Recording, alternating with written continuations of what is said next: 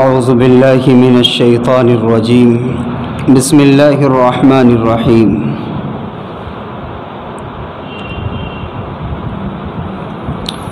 وَإِذْ أَخَذْنَا مِيثَاقَ بَنِي إِسْرَائِيلَ لَا تَعْبُدُونَ إِلَّا اللَّهَ وَبِالْوَالِدَيْنِ إِحْسَانًا وَذِي الْقُرْبَى وَالْيَتَامَى وَالْمَسَاكِينِ وَقُولُوا لِلنَّاسِ حُسْنًا وَأَقِيمُوا الصَّلَاةَ وَآتُوا الزَّكَاةَ ثُمَّ تَوَلَّيْتُمْ إِلَّا قَلِيلًا مِّنكُمْ وَأَنتُم مُّعْرِضُونَ۔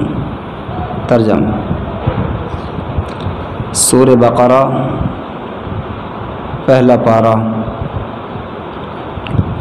وَإِذْ أَخَذْنَا مِيثَاقَ بَنِي إِسْرَائِيلَ لَا تَعْبُدُونَ إِلَّا اللَّهَ، اور جب ہم نے عہد و پیمان لیا بنی اسرائیل سے، لا تعبدون الا اللہ، نہیں عبادت کرو گے مگر ایک اللہ کی، وبالوالدین احسانا، اور والدین کے ساتھ حسن سلوک کرو گے، وذی القربى والیتامی، اور رشتہ داروں کے ساتھ حسن سلوک کرو گے اور یتیموں کے ساتھ، والمساکین، اور مسکینوں کے ساتھ، وقولوا للناس حسنا، اور کہو گے لوگوں سے اچھی بات، وَأَقِيمُوا الصَّلَاةَ، اور نماز قائم کرو گے، وَآتُوا الزَّكَاةَ، اور زکوٰۃ ادا کرو گے، ثُمَّ تَوَلَّيْتُمْ، پھر تم نے روگردانی کی، إِلَّا قَلِيلًا مِّنكُمْ، مگر تھوڑے سے لوگوں نے تم میں سے، وَأَنتُم مُّعْرِضُونَ، اور تم اعراض کر رہے تھے۔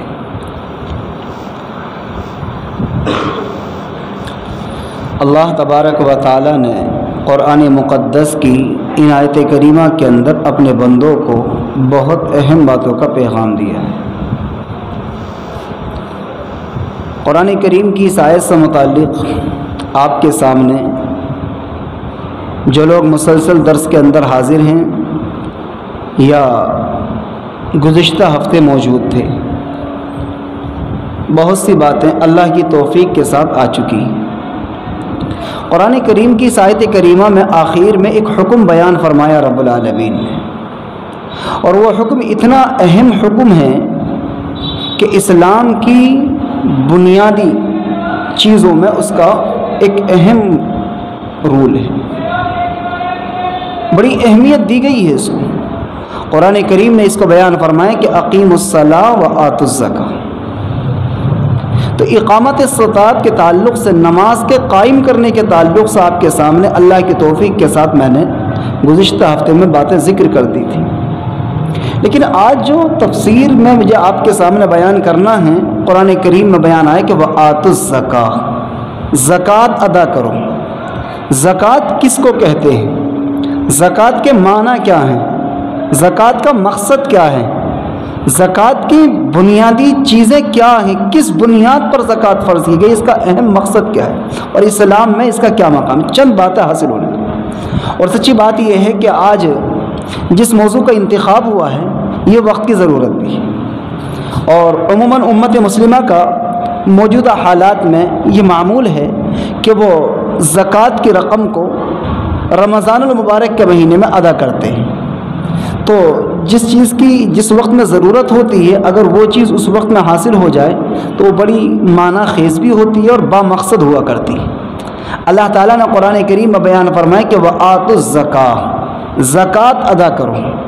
زکوٰۃ کس کو کہتے ہیں؟ زکوٰۃ کے معنی کیا؟ یہ دو باتیں سمجھ لیں سب سے پہلے۔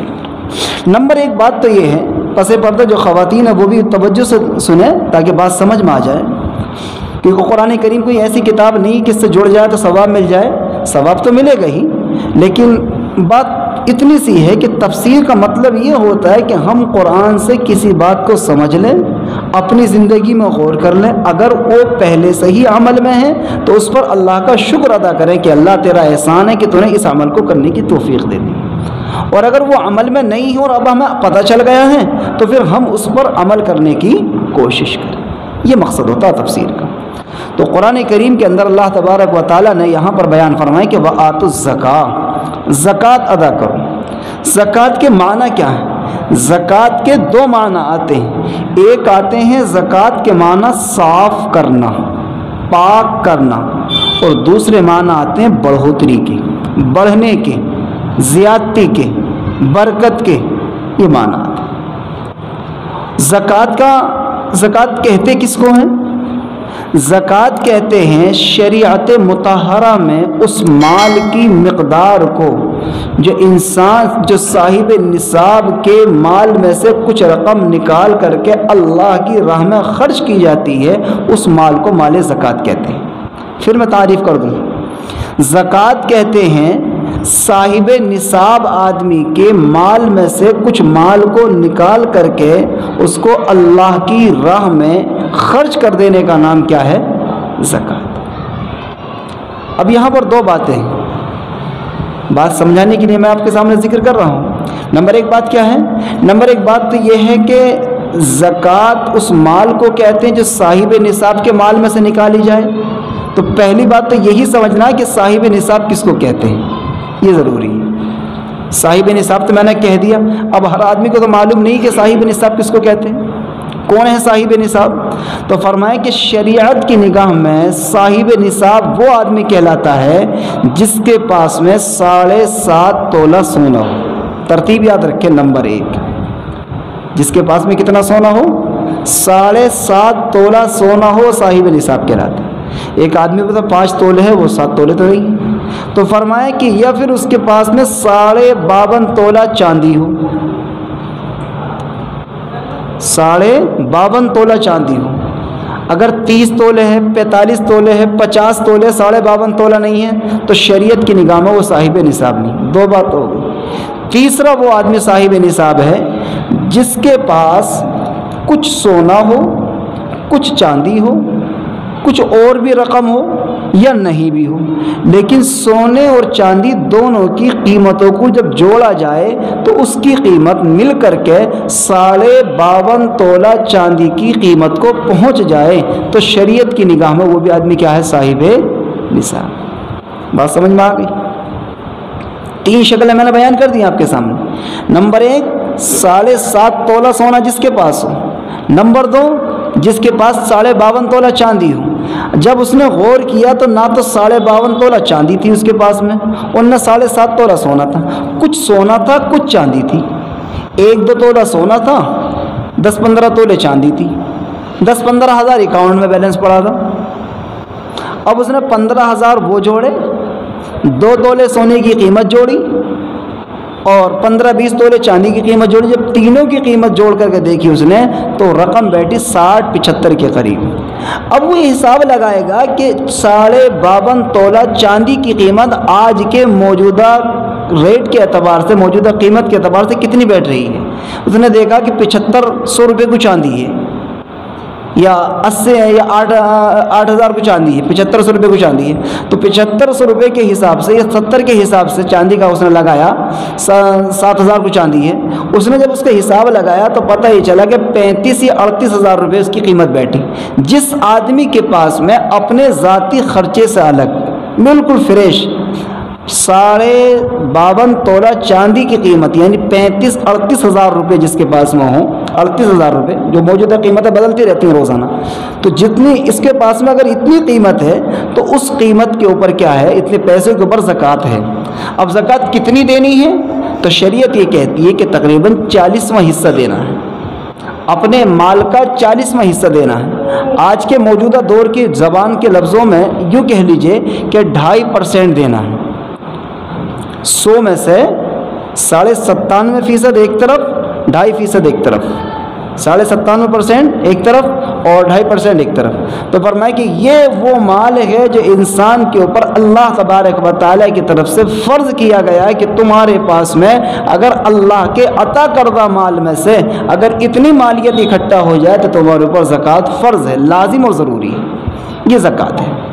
اب مسئلہ یہ ہے کہ زکوٰۃ کے معنی بھی سمجھ میں آ گئے، صاحب نصاب بھی سمجھ میں آ گیا، زکوٰۃ کس کو کہتے ہیں یہ بات بھی سمجھ میں آ گئی، لیکن زکوٰۃ کا مقصد کیا ہے؟ زکوٰۃ کیوں دلوائی گئی؟ 2.5% ہی کیوں دلوائی گئی؟ کیا مقصد ہے زکوٰۃ دلوانے کا؟ اللہ تبارک و تعالیٰ کی ذات تو بہت بڑی ہے۔ اللہ تبارک و تعالیٰ کی ذات تو وہ ہے کہ وَلِلَّهِ خَزَائِنُ السَّمَاوَاتِ وَالْأَرْضِ، جس کے قبضے میں آسمان اور زمین کے خزانے ہیں، جس کے قبضے میں آسمان اور زمین کے خزانے ہیں۔ لیکن اللہ تبارک و تعالیٰ نے انسان کے اوپر زکوٰۃ کو فرض کیا، اور ایسا فرض کیا اسلام کی بنیادوں میں اس کو داخل کر دیا، اسلام کی بنیاد میں ہے۔ اللہ کے رسول علیہ الصلوۃ والسلام نے حدیث شریف کے اندر بیان فرمایا، کیا بیان فرمایا آقا علیہ الصلوۃ والسلام نے؟ بیان فرمایا کہ بنی الاسلام علی خمس، شہادت ان لا الہ الا اللہ وان محمد رسول اللہ واقام الصلاۃ وایتاء الزکاۃ والحج وصوم رمضان۔ اسلام کی بنیاد 5 چیزوں پر ہے، اللہ اور اس کے رسول صلی اللہ علیہ وسلم کی شہادت دینا، گواہی دینا کہ اللہ ایک ہے اور محمد صلی اللہ علیہ وسلم اللہ کے سچے رسول ہیں، وإقام الصلاۃ، نماز قائم کرنا، وإیتاء الزکاۃ، زکوٰۃ ادا کرنا، وصوم رمضان، اور رمضان کے روزے رکھنا، والحج، اور حج ادا کرنا۔ یہ اسلام کی بنیاد میں داخل ہے زکوٰۃ۔ تو فرمایا یہ ہے کہ زکوٰۃ کا مقصد بنیادی یہ ہے کہ کچھ مال جو انسان کے اوپر جمع ہو گیا ہے وہ چل کر کے دوسروں تک، غریب غربا کی مدد بھی ہے اس کے اندر شامل، اور دوسروں کی ہمدردی بھی ہے، اور مال کے اوپر مکمل طور پر اپنا تسلط نہ جمع کر کے، بلکہ انسان یہ سمجھے کہ میری جان، میرا مال، سب کچھ اللہ کا ہے۔ اللہ نے قرآن کریم میں خود بیان فرمایا نا، ان اللہ اشترا، کہ اللہ تبارک و تعالیٰ نے خرید لیا ہے کائے کو؟ ایمان والوں سے۔ کس چیز کو؟ ان کی جانوں کو اور ان کے مالوں کو جنت کے بدلے میں۔ اللہ نے قرآن میں خود بیان فرما دیا ہے کہ جب اللہ تبارک و تعالیٰ نے عہد الست کے اندر تمام انسانوں کو، روحوں کو جمع فرمایا تو یہ کہا تھا کہ الست بربکم، کیا میں تمہارا رب نہیں ہوں؟ تو انسانوں نے کہا کہ اللہ، قالوا بلا، کیوں نہیں اللہ، تو ہی تو ہمارا رب ہے، تو ہمیں کھلاتا ہے، پلاتا ہے، پالتا ہے، پیدا کرتا ہے، موت و زندگی سب کچھ تیرے قبل، ہمارا کیا ہے؟ یہ جان ہماری نہیں ہے، یہ مال ہمارا نہیں، کوئی چیز ہماری نہیں ہے، ہم تو تیرے سہارے ہیں رب، جب تک تیرا حکم ہے، جب تک سانس آ رہا، جس دن تیرا حکم ختم ہو جائے گا سانس آنا بند ہو جائے گا، نہیں یہ جان ہماری، نہیں یہ مال ہمارا۔ کہا کہ واقعی اس بات کو مانتے ہو؟ کہ بالکل۔ کیا مانتے ہو تو پھر میرا حکم مانو کہ تم اپنے مال میں کا 2.5% میری راہ میں خرچ کیا کرو، اگر اتنے پکے ہو تو۔ فرمائیں کہ یہی فرق ہے، ایک نظام شیطانی نظام ہے، ایک نظام رحمانی نظام ہے۔ رحمانی نظام میں اور شیطانی نظام میں یہی فرق ہے۔ رحمانی نظام کا مطلب یہ ہے کہ مال کے اوپر کسی ایک آدمی کا تسلط نہ ہو، وہ اس کے اوپر کیا ہے، جاگیری شکل اختیار نہ کر لے، تسلط نہ جما لے۔ اور شیطانی نظام کیا ہے؟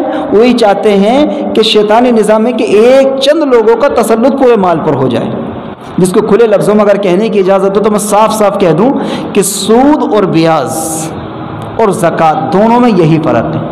سارے معاشرے سے کھچ کر کے، ڈھل کر کے، نچڑ کر کے مال جو ہے زیورات کی شکل میں، پیسے کی شکل میں، زمین جائیداد کی شکل میں چند لوگوں کے ہتھے لگ جاتا ہے۔ یہ سود کا جغرافیہ ہے، سود بیاض کا۔ مجھے ضرورت پڑی، کسی کو ضرورت پڑی، 50,000 اس نے اٹھا لیے سود پہ کہ بھائی 50,000 دے دو، کہا کہ پھر بدلے میں کہ یہ زیور ہے میری بیوی کا، یہ رکھ لو۔ اگلی مرتبہ ضرورت پڑی، مکان بنانا تھا کہ صاحب یہ زمین کے کاغذات رکھ لو 10 بیگھے کے، زمین کے کاغذات رکھ لو 10 بیگھے کے، اور یہ آپ ہمیں 2 لاکھ روپے ہمیں دے دیجیے۔ 2 لاکھ روپے اب لے لیے، 50,000 پہلے لے لیے، مال کے کاغذات بھی، زمین کے کاغذات دے دیے، زیورات دے دیے۔ اب اس کے اوپر کیا پرسنٹیج چلتا رہا، اس کی ادائیگی کرتا رہا۔ قرض اپنی جگہ پر برقرار ہے، جتنا قرض تھا وہ اپنی جگہ پر برقرار ہے۔ تو ایک وقت وہ آتا ہے کہ یہ مال اور یہ زیورات اور یہ زمین کیا اس کے قبضے میں پہنچ جاتی ہے، اس کو ادا نہیں کر پاتا۔ زکوٰۃ کا یہ ہے، زکوٰۃ کا یہ ہے کہ تم اپنے کمائی ہوئی مال میں سے، خون پسینے سے جو مال تم نے کمایا اس کو اللہ کی راہ میں خرچ کرو، اور جو آدمی زکوٰۃ دے گا وہ دوسرے کا مال نہیں کھائے گا۔ حرام اس کے منہ لگتا ہے، حرام وہ کھاتا ہے جو کیا ہے، دوسروں کا خون چوسنا چاہتا ہے۔ اور جو آدمی اپنا خون پلانا چاہتا، اپنی خون پسینے کی کمائی دوسرے کے اوپر خرچ کرنا چاہتا ہے، اپنی محنت گاڑی کمائی سے، جس نے راتوں رات جاگ کر کے، دن و رات محنت کر کے کمایا ہو اور اس پر اتنا مال اکٹھا ہو گیا ہو کہ وہ صاحب نصاب ہو گیا ہو، تو وہ چاہے تو اس کی اپنی کمائی ہے، لیکن اس نے اللہ کے فرمان کو سامنے رکھتے ہوئے اس مال کو دوسروں پر خرچ کیا۔ تو جو آدمی اپنی گاڑی کمائی کو، اپنی محنت مزدوری کی کمائی کو دوسرے غریبوں پر خرچ کر رہا ہو، تو کیا وہ کسی غریب کا پیسہ لے گا؟ وہ کہے گا اس سے بہتر تھی کہ میں اپنا نہ دوں، یہ کون سی عقل مندی کی بات ہے کہ اپنا پیسہ تو میں دوں اور دوسرے کا خون چوستا رہوں؟ تو شریعت مطہرہ نے انسان کو پاک کیا ہے۔ جب انسان زکوٰۃ دیتا ہے، میں بات کر رہا تھا زکوٰۃ کے معنی پر غور کیجیے گا، جو میں نے شروع میں معنی بتائے تھے، کیا معنی بتائے تھے زکوٰۃ کے؟ میں نے 2 معنی بتائے تھے۔ نمبر 1 پاک کرنا۔ اب دیکھیے پاکیزگی کہاں کہاں آ گئی۔ پاکیزگی کس چیز میں آئی ہے؟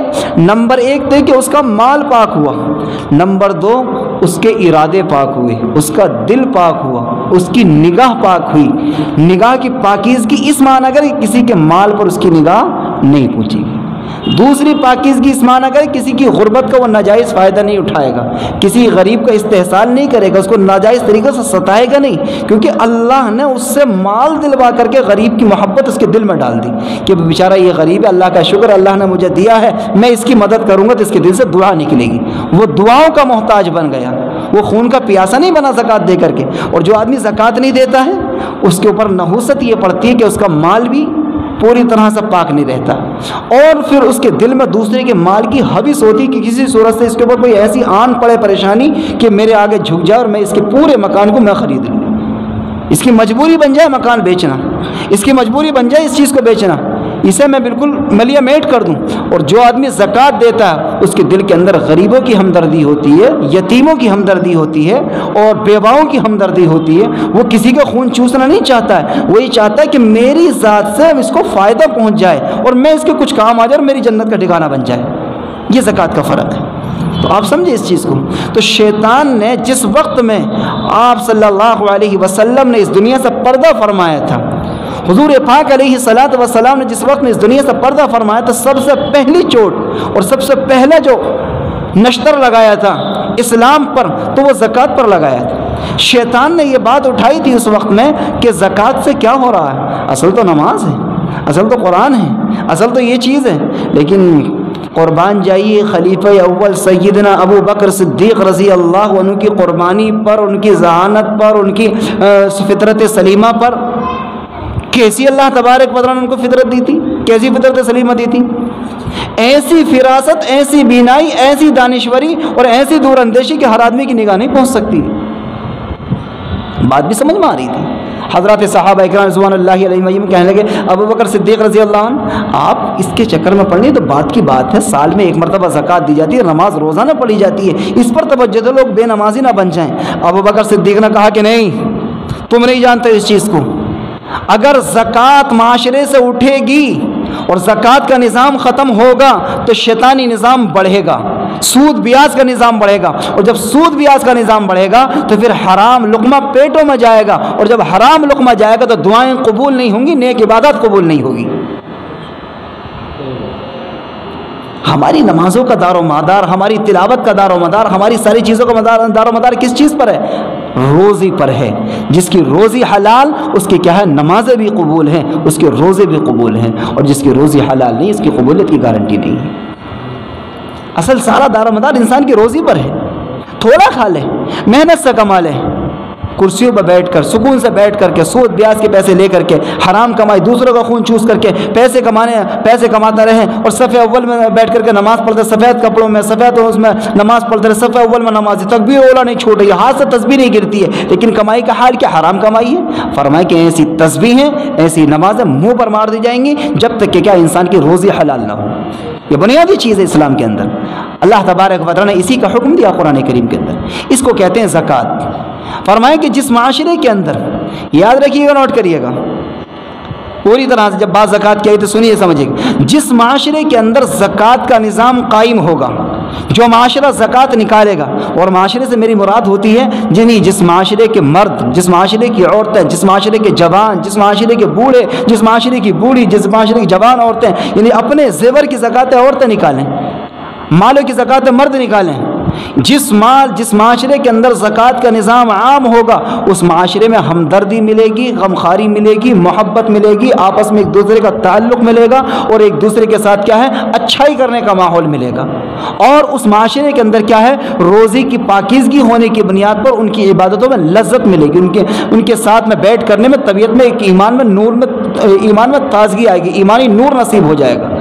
اور جس آدمی کی روزی حلال نہ ہو وہ نمازیں تو پڑھے گا، قرآن کی تلاوت تو کرے گا، لیکن دل میں جو چین، جو سکون، جو اطمینان ہونا چاہیے، نمازیں پڑھے گا ساری لیکن دلوں کا سکون نصیب نہیں ہوگا، ذکر تو کرے گا لیکن دل کا سکون نصیب، کیونکہ اس کی بنیادی چیز کیا ہے؟ انسان کی روزی ہے۔ اور زکوٰۃ ایک ایسا عمل ہے جو انسان کی روزی کو بالکل کیا کر دیتا ہے؟ پاک کر دیتا ہے، انسان کی روزی کو پاک کرتا ہے، انسان کے دل کو پاک کرتا ہے، انسان کی نگاہوں کو پاک کرتا ہے، انسان کے ارادوں کو پاک کرتا ہے۔ اگر زکوٰۃ نہیں دے گا تو ارادے خراب ہوں گے اس کے، کہ اس کا اوپر کوئی پریشانی آ جائے، اس کا مال میں خرید لوں، اس کا مکان میں خرید لوں۔ اگر زکوٰۃ نہیں دے گا تو اس کی نگاہوں میں کیا ہے؟ گندگی آئے گی، وہ نگاہوں سے کیا گندا ہو جائے گا، دوسرے کے مال پر حوث رکھے گا، مال پر نگاہ رکھے گا۔ اور اگر زکوٰۃ ادا کرے گا تو اللہ کا شکر ادا کرے گا، اللہ تیرا شکر احسان ہے، تو نے زکوٰۃ لینے والا نہیں زکوٰۃ دینے والا بنایا ہے مجھے۔ یہ فرق ہے انسان کی زندگی کا، اس پر شکر ادا کرنا چاہیے، تمنا کرنی چاہیے، بار بار کوشش میں لگے رہنا چاہیے۔ بھائی ان سال تو ہم زکوٰۃ نہ نکال سکے لیکن آئندہ سال محنت کریں گے اور چاہے تو 10 روپے کی ہی زکوٰۃ نکالیں، 50 روپے کی ہی زکوٰۃ نکالیں، مولوی صاحب سے اپنے مال کا، اپنے پراپرٹیز کا، اپنے بینک بیلنس کا، اپنے سب چیزوں کا حساب لگوا کر کے ہم دیکھیں گے ہم پہ زکوٰۃ کتنی نکلی۔ ہم بھی اس صف میں کھڑا ہونا چاہتے ہیں، ہم بھی اس صف میں کھڑا ہونا چاہتے ہیں جس صف میں زکوٰۃ دینے والے کھڑے ہوں گے۔ ہمارا شمار کل قیامت کے دن اگر ہو تو زکوٰۃ لینے والوں میں شمار نہ ہو بلکہ زکوٰۃ دینے والوں میں ہمارا شمار ہونا چاہیے۔ یہ ہے زکوٰۃ کا مسئلہ۔ فرمایا کہ جس معاشرے کے اندر زکوٰۃ نکلتی ہے، جو معاشرہ زکوٰۃ دیتا ہے، فرمایا کہ رب العالمین کی جانب سے اس کے اوپر کیا خصوصی رحمتیں ہوتی ہیں، خصوصی انعام ہوتا ہے، اللہ تبارک و تعالیٰ کی جانب سے کیا خصوصی انعام ہوتا ہے۔ اس لیے فرمایا کہ زکوٰۃ بنیاد ہے اسلام کی۔ اگر میں یہ کہوں تو شاید مبالغہ نہ ہو کہ اسلام کی روح یہ ہے، اسلام کی کیمیائی طاقت یہ ہے، اسلامی معاشرے کی اصلاح، اسلامی طاقت، اسلامی نظام کی طاقت، پوری طاقت، پورا نچوڑ جو وہ زکوٰۃ پر ہے۔ جس معاشرے میں زکوٰۃ کا ماحول ہوگا شیطانی نظام کمزور پڑے گا، شیطانی طاقتیں کمزور پڑیں گی، شیطانی سوچ کمزور پڑے گی۔ یہ جذبے کا فرق ہوتا ہے، ہر انسان کو جذبہ رکھنا چاہیے، جذبہ اچھا ہونا چاہیے۔ زکوٰۃ دینے والوں میں کروڑ والے بھی ہوں گے، ایک آدمی 1 کروڑ کی زکوٰۃ ادا کر رہا ہے، ایک آدمی 10,000 کی زکوٰۃ ادا کر رہا ہے، 1,000 کی زکوٰۃ ادا کر رہا ہے، لیکن فرمایا کہ 10,000 کی زکوٰۃ میں 1 کروڑ کی زکوٰۃ میں اللہ کے یہاں تعداد نہیں ہے، اللہ کے یہاں کیلکولیٹر کا نظام نہیں ہے، گنتی کا نظام نہیں ہے، رب العالمین کے ترازو کا نظام ہے۔ وہاں اعمال کو توڑا جاتا، وہاں یہ نہیں دیکھا جائے تم نے 1 لاکھ کی زکوٰۃ ادا کی ہے، وہاں یہ نہیں دیکھا جائے 10 لاکھ کی زکوٰۃ ادا کی ہے، وہاں تو یہ دیکھا جائے تم نے کس جذبے کے ساتھ اس کام کو کیا ہے، تمہارے اندر جذبہ کیا تھا، تمہاری فکریں کیا تھی، تمہاری سوچ کیا تھی، تمہارے ارادے کیا تھے، تمہارے دل کی چاہتیں کیا تھی، خواہشات کیا تھی، کس نیت کے ساتھ تم زکوٰۃ ادا کرنا چاہتے تھے۔ تو فرمایا کہ اسلام کی جامعیت، اسلام کی روحانیت، اسلام کی طاقت اور اسلامی نظام کی جو طاقت ہے وہ زکوٰۃ کے اندر ہے۔ جس معاشرے میں زکوٰۃ کا نظام قائم ہوگا وہ معاشرہ کیا ہے؟ ساری پاکیزگیوں کو حاصل کر لے گا، اس لیے کہ انسان کی ساری عبادتوں کا دار و مدار انسان کی روزی پر ہے۔ صف اول میں نماز پڑھ کے، سفید پوش پہن کر کے اور بہت اچھی طریقے پر، اور فرمایا کہ روزی حرام ہو، فرمایا کہ عبادت قبول نہیں ہو سکتی ہے۔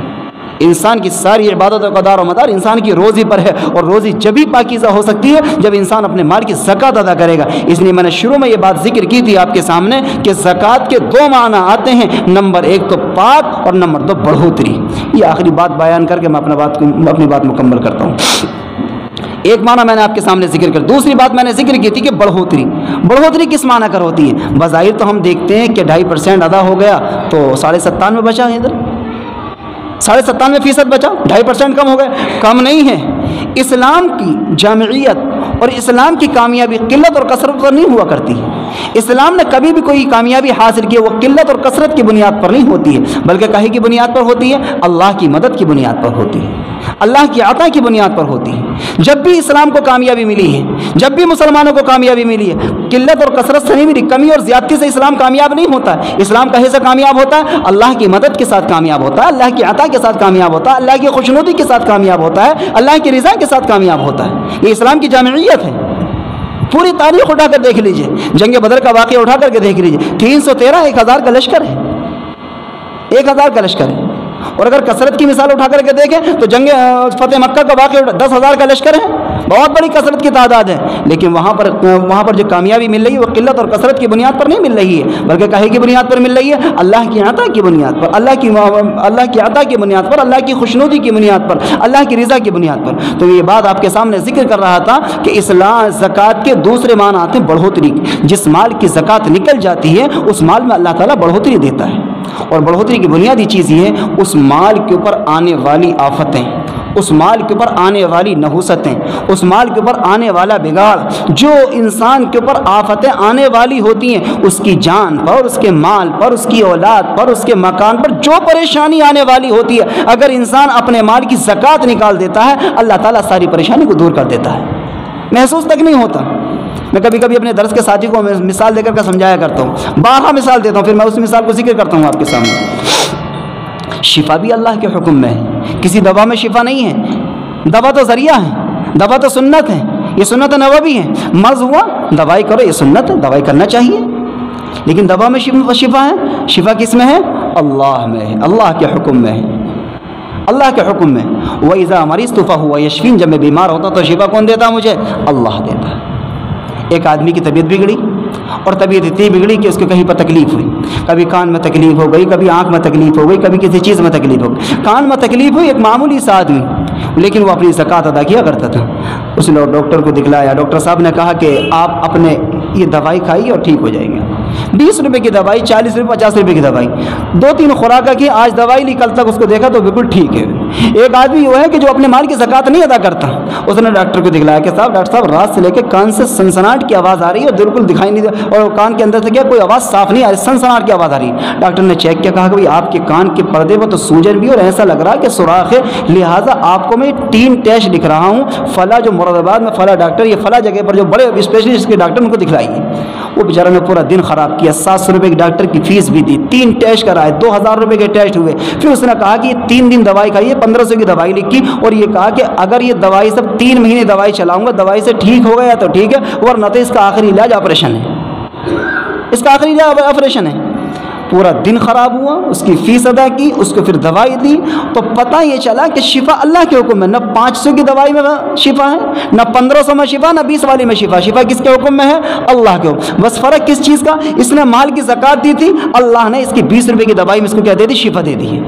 اور اس نے کیا مال کی زکوٰۃ نہیں دی تھی، مال اس کا بھی لگا، مال اس کا بھی لگا، لیکن بظاہر تو اس کو لگ رہا تھا کہ میں نے 2.5% زکوٰۃ دی ہے تو میرا مال کم ہو گیا، نہیں، وہاں تو بظاہر کم ہو گیا۔ جس مال کی زکوٰۃ دے دی جاتی ہے بظاہر تو وہ مال کم ہوتا ہے، لیکن اللہ کی طرف سے اس کے اندر برکت اتر جاتی ہے۔ اسی کو قرآن میں فرمایا نا، وَلَوْ أَنَّ أَهْلَ الْقُرَىٰ آمَنُوا وَاتَّقَوْا لَفَتَحْنَا عَلَيْهِمْ بَرَكَاتٍ مِّنَ السَّمَاءِ، اگر یہ ایمان والے تقوی اختیار کر لیتے، لَفَتَحْنَا عَلَيْهِمْ بَرَكَاتٍ مِّنَ السَّمَاءِ، تو ہم یقیناً ضرور بھی ضرور ان کے اوپر آسمان سے برکت اتار دیتے، نزول کر دیتے۔ رب العالمین کا بیان ہے، اس کو ہمیں چاہیے اس کی اہمیت کو سمجھیں، زکوٰۃ کی اہمیت کو سمجھیں، اور حتی الامکان کوشش کریں اپنے گھروں کے اندر اس کو کہیں کہ اگر تمہارے زیور پر زکوٰۃ دیگر، اپنے مولوی صاحب سے، اپنے ائمہ سے، اپنے مفتیان اکرام سے مسائل معلوم کریں۔ ہم مسائل کہاں معلوم کرتے ہیں؟ ہم تو معلوم کرتے ہیں مولوی صاحب 2 مہینے سے پتہ نہیں کیا ہو گیا، کاروبار میں بندش لگ گئی ہے، ہم تو یہ معلوم کرتے ہیں، ہم کہاں معلوم کرتے ہیں مسائل کو؟ علماء سے زکوٰۃ کے مسائل معلوم نہیں کرتے، پتہ ہے کہ زکوٰۃ کے مسائل معلوم کریں گے تو پتہ نہیں کیا مسئلہ کھڑا ہو جائے گا، نہیں، معلوم کرنا چاہیے دین کو۔ فاسألوا اہل الذکر ان کنتم لا تعلمون، اگر تم کسی چیز کو نہیں جانتے تو اس کو کیا ہے؟ سیکھ لیا کرو اہل علم سے۔ اس کو قرآن میں حکم ہے، اسی کو قرآن میں آخر میں یہ بیان فرماتے کہ وآتوا الزکاۃ، اور زکوٰۃ ادا کرو، ثم تولیتم الا قلیلا منکم، لیکن تم سب لوگ، قرآن کریم کا جو مخاطب ہوتا ہے وہ سامنے والا مجمع نہیں ہوتا، قرآن کریم کے مخاطب ہوتے ہیں قیامت تک آنے والی پوری انسانیت مراد ہوتی ہے۔ رب العالمین بیان فرماتے کہ ثم تولیتم الا قلیلا منکم، تم میں سے روگردانی کی ہر ایک نے مگر تھوڑے سے لوگوں نے عمل کیا، وانتم معرضون، اور تم لوگ کیا ہو؟ اعراض کرنے والے ہو۔ اللہ تعالیٰ مجھے اور آپ کو عمل کی توفیق نصیب فرمائے، اور باقی باتیں انشاءاللہ زندگی بخیر رہی تو آئندہ ہفتے آئیں گے، وقت مکمل ہو گیا۔ کوئی سوال ہو تو معلوم کر سکتے ہیں۔ زکوٰۃ اجتماعی طور سے دینے سے کیا مراد ہے اور اس کے کیا فائدے ہیں؟ سوال یہ ہے کہ زکوٰۃ اجتماعی طور پر دینے سے کیا مراد ہے اور اس کے کیا فوائد ہیں۔ نمبر 1 بات تو یہ کہ زکوٰۃ کا جو سلسلہ ہے وہ انفرادی ہے، زکوٰۃ اجتماعی طور پر جمع ہو جائے یہ الگ مسئلہ ہے، لیکن اجتماعی طور پر دی جائے یہ کوئی اسلام کا تصور نہیں ہے۔ میری زکوٰۃ ہے، میں اپنی زکوٰۃ خود ادا کروں گا، میں یہ نہیں کہہ سکتا بھائی آپ بھی میں بھی نہیں۔ مجھے معلوم ہے کہ میری پرسنل پراپرٹی اور میرا بینک بیلنس میرا کتنا ہے، یہ مجھے معلوم ہے کہ میں زکوٰۃ کتنی دوں گا۔ آپ البتہ یہ ہے کہ 10-20 آدمی 50 آدمی مل کر کے یہ طے کر لیں کہ بھائی ہمیں اپنی زکوٰۃ اس مرتبہ یہاں اکٹھا کرنی ہے، ایک جگہ پر اکٹھا کرنی. ایک آدمی کی زکوٰۃ 5,000 نکلی، ایک کی 15,000 نکلی، ایک کی 20,000 نکلی، ایک کی 50,000 نکلی، ایک کی 1,00,000 نکلی. ساری رقموں کو ایک جگہ پر اکٹھا کیا. اب ٹوٹل اماؤنٹ جب لگایا تو ہمارے پاس میں رقم بیٹھی 2.5 لاکھ یا 3.5 لاکھ. اس اماؤنٹ کو جو ہے تو صحیح طریقے پر خرچ کیا جائے. اور صحیح طریقے پر خرچ کرنے کے 2 طریقے ہیں. نمبر 1 طریقہ تو سب کو معلوم ہے کہ جہاں ضرورت ہو، جہاں مناسب سمجھے وہاں دیا جائے، نمبر 1 بات. دوسرا طریقہ یہ بھی ہے جو اسلامی تصور ہے، جس کو میں بھی مانتا ہوں اور ہونا چاہیے، یہ کہ کسی ایک ایسے آدمی کو جو کہ زکوٰۃ کا مستحق ہو، اس کو اتنا اماؤنٹ دے دیا جائے کہ اس رقم سے وہ اپنا کاروبار کرے، تجارت کرے. ہم اپنے محلے میں یہ دیکھیں کہ ہمارے محلے میں اگر 100 آدمی بستے ہیں، جن میں سے 25 آدمی تو زکوٰۃ دیتے، 75 آدمی ہو جو زکوٰۃ نہیں دیتے، ان کو کاروبار کرایا جائے.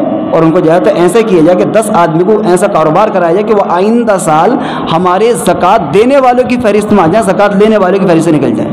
گنے چنے لوگ ہوتے ہیں پورے محلے کے اندر، بس وہ ہر سال ان کو زکوٰۃ کی رقم پہنچ جاتی ہے. کھجور کا ڈبہ پہنچ گیا، کپڑے پہنچ گئے، زکوٰۃ کی کچھ رقم پہنچ گئی، عید کے نام پر پہنچ گئی.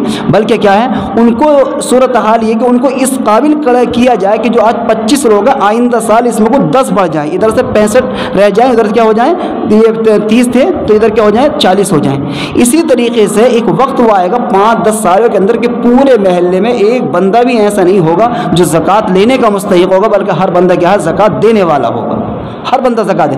اس سے کیا وہ پورے معاشرے کی اصلاح ہوگی، ہر آدمی خوشحال ہوگا، ہر آدمی کیا ہے، زکوٰۃ دینے والا بن جائے گا. پھر یہ پورے محلے کے اندر زکوٰۃ دے کر کے گھوما جائے گا کوئی زکوٰۃ کہ نہیں، اللہ کا شکر اب کسی اللہ نے مجھے اس قابل کر دیا، میں نے تو خود 5,000 کی زکوٰۃ نکالی ہے. کہ بھائی آپ کہ نہیں، اللہ کا شکر اللہ نے مجھے اس قابل کر دیا، میں نے خود 2,500 کی زکوٰۃ نکالی ہے. کہ صاحب اس سال تو اللہ نے مجھے اتنا دیا، میں نے خود 10,000 کی زکوٰۃ نکالی. پورے محلے میں کوئی زکوٰۃ لینے والا نہیں ملے گا، پورے محلے میں نہیں ملے گا. پھر اس محلے کی زکوٰۃ دوسرے محلے میں جائے گی. اس طریقے سے ایک منظم طریقے پر اگر کام کیا جائے تو بڑا قابل تعریف کام ہے. میں یہ چاہتا ہوں اور ہونا بھی چاہیے. اسلام کا مقصد یہ نہیں ہوتا کہ خالی بات سن لی جائے، بلکہ مطلب یہ ہوتا ہے اس کو پری پلان پورے منصوبے کے ساتھ عمل میں لایا جائے اور اس کو مکمل طریقے سے کوشش کی جائے کہ زکوٰۃ کی رقم کو ایسے نہ بکھیرا جائے جیسے کہ ہمارے معاشرے میں بکھیرنے کا ماحول ہے، بلکہ اس کو صحیح طریقے پر، منظم طریقے پر خرچ کیا جائے.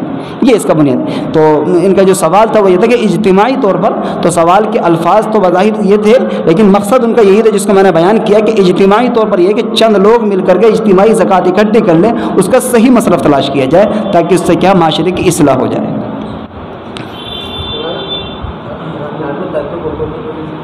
رمضان میں تسبیح کون کون سی پڑھنی چاہیے؟ رمضان مبارک کے مہینے کے اندر سب سے پہلی تسبیح جو ہے تو وہ قرآن کریم کی تلاوت ہے، کیونکہ رمضان میں قرآن کا بڑا گہرا تعلق ہے. قرآن سے نسبت، چاہے قرآن کا ترجمہ ہو، قرآن کی تلاوت ہو، قرآن کو سمجھنا ہو. شہر رمضان الذی انزل فیہ القرآن، رمضان اور قرآن کا گہرا تعلق ہے. سب سے پہلی تسبیح تو یہ ہے، کیونکہ قرآن بھی ہے اور تسبیح بھی ہے. کیونکہ اللہ نے قرآن میں خود بیان فرمایا کہ ان ہوا الا ذکر للعالمین، یہ اعلیٰ درجے کا جو ذکر ہے وہ قرآن کریم ہے سب سے پہلے. اور اگر کوئی قرآن پڑھنا نہیں جانتا ہے تو جو بھی اس کو مناسب لگے، استغفار پڑھے، درود شریف پڑھے، جو بھی. کوئی ذکر میں کوئی تعداد نہیں، ذکر کے نہ پڑھنے کا کوئی وقت ہے، ذکر کی نہ تو کوئی تعداد ہے. اذکروا اللہ ذکرا کثیرا، کتنا ذکر کرنا، جتنا چاہے اتنا کرو. کب کرنا؟ ہر وقت کرو، چلتے پھرتے اٹھتے بیٹھتے ہر وقت. ذکر کی کوئی تعداد نہیں.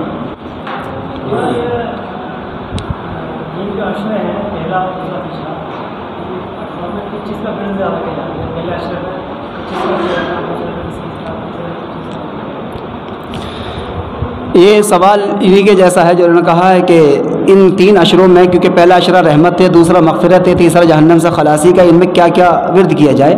تو عموماً جو تسبیحات لکھی ہے تو یہ لکھا کہ اللہم انک عفو کریم تحب العفو فاعف عنی. یہ پہلے عشرے کے لیے خاص ہے، اللہم انک عفو کریم تحب العفو. پورے رمضان کے مہینے میں اس کو بھی پڑھا جائے. بعض علماء نے لکھا ہے کہ رب اغفر ورحم وانت خیر الراحمین، اس کو بھی پڑھا جائے. اور کوئی مخصوص کسی معتبر اور مستند احادیث سے کسی ذکر کی طرف اشارہ نہیں ہے، بلکہ عمومیت کے ساتھ جس کو جو توفیق مل جائے وہ اس کی تلاوت کرے، اس کا ذکر کرے، بس صرف یہ. لیکن یہ ہے کہ مغفرت کا تو مغفرت والی چیزیں زیادہ کہنی چاہیے، اللہ سے معافی، استغفار کا زیادہ اہتمام کرنا چاہیے. اور رحمت کا ہے تو اللہ تعالیٰ سے رحمت طلب کرنی چاہیے. خصوصاً دعاؤں کا اہتمام کیا جائے، دعاؤں کا اہتمام کیجیے تنہائیوں میں بیٹھ کر کے، خفیہ طور پر. ادعوا ربکم تضرعا وخفیہ، دعا کا اصول اللہ نے بیان فرمایا کہ تنہائی میں رو رو کر، گڑ گڑا کر، تضرعا وخفیہ، گڑ گڑا کر مانگو، چھپ کر کے دعا مانگو. یہ اللہ نے قرآن کریم کے اندر دعا کا اصول بیان فرمایا، ادعوا ربکم تضرعا وخفیہ. تو رمضان میں عشروں میں تسبیحات بھی پڑھی جائے، جو بھی اللہ توفیق دے دے۔ اگر میں کسی تسبیح کو خاص کر دوں گا تو خواتین میں بھی آواز جاری ہو سوچیں گے یہ تو تسبیح ہمیں آتی نہیں۔ تو ذکر میں بات یہ ہے کہ جو جس کو توفیق مل جائے، جس کو جو یاد ہو وہ اس کو کر لیں، لیکن زیادہ سے زیادہ دعاؤں کا اہتمام کریں، مرد بھی عورتیں بھی۔ اور کوئی سوال؟ میرے خیال سے اگر اجازت ہو، ویسے تو ٹائم پورا ہو گیا جی۔ زکوٰۃ کے بارے میں جیسے کہ 2 لاکھ روپے کا کوئی زیور ہے اور 3 لاکھ روپے قرض ہے، تو اس میں مطلب واجب ہے؟ بھائی کا سوال یہ ہے کہ کسی آدمی کے پاس میں زیور اتنا ہے کہ جس کی قیمت 2 لاکھ ہے، لیکن وہ مقروض ہے کہ اس پر 2.5 یا 3 لاکھ روپے کا قرض ہے، تو جو آدمی مقروض ہے تو اس کے اوپر زکوٰۃ نہیں ہے۔ ہاں، اس کے قرض ادا کرنے کے بعد پھر مال اتنا بچ جاتا ہے جو صاحب 52.5 تولہ چاندی کی قیمت کو پہنچ جاتا ہے، تب اس کے اوپر زکوٰۃ ہے۔ اور اس کے بعد میں زکوٰۃ نہیں ہے جس کے بعد میں اماؤنٹ ہے یا زیور ہے اتنا کہ 2-2.5 لاکھ روپے کا اماؤنٹ ہے، وہ مالک تو 2.5 لاکھ روپے ہے لیکن 2.5-3 لاکھ روپے کا اس کے اوپر قرض بھی ہے، تو اس کے اوپر زکوٰۃ نہیں، وہ خود مقروض ہے۔ اللہ سے دعا کرتے رہے کہ اللہ قرض ادا کر دے تو آئندہ پھر کسی موقع پر انشاءاللہ دے گا۔ تو زیور تو سونا چاندی تو کچھ سکہ ہے، تو وہ قرض ادا کیوں نہیں ہو رہی؟ اگر ایسا انسان قرض ادا بھی نہ کرے تو وہ کس طرح کا قرض دار ہے؟ وہ اس طرح کا قرض دار ہے۔ بھائی کا سوال یہ ہے کہ اگر زیور کو بیچ دیا جائے تو قرض ادا ہو سکتا ہے، وہ قرض ادا کرے زیور بیچ کر۔ اصول یہ ہے کہ اس کی قیمت لگا لی جاتی ہے۔ شریعت یہ کہتی ہے کہ اگر تمہارے پاس میں 1.5-2 لاکھ روپے کا زیور ہے، کچھ اماؤنٹ ہے، لیکن اس کی پوری اماؤنٹ کی لگا کر کے زیور کی قیمت لگا کر سب ملا کر کے 2 لاکھ روپے بیٹھی، پھر اس نے اپنے قرض کا نظام دیکھا، اس نے یہ دیکھا کہ میرے اوپر پاس میں اماؤنٹ جو ٹوٹل بیٹھ رہا وہ 2 لاکھ کا بیٹھا، لیکن قرض بیٹھ رہا ہے تقریباً 1,90,000 کا، 10,000 روپے بچ رہے ہیں۔ حساب کیلکولیٹ کر لے، وہ اس کو بیشے بازی نہ کریں بلکہ کیلکولیٹ کر لیں، اور پھر اس کے بعد میں حساب لگا لیں کہ میرے پاس میں کیا قرض ہے، اور اگر وہ اللہ تعالیٰ حالات سازگار کر دے تو پھر وہ اپنے قرض کو ادا کر دے، اس کے بعد میں دے دے۔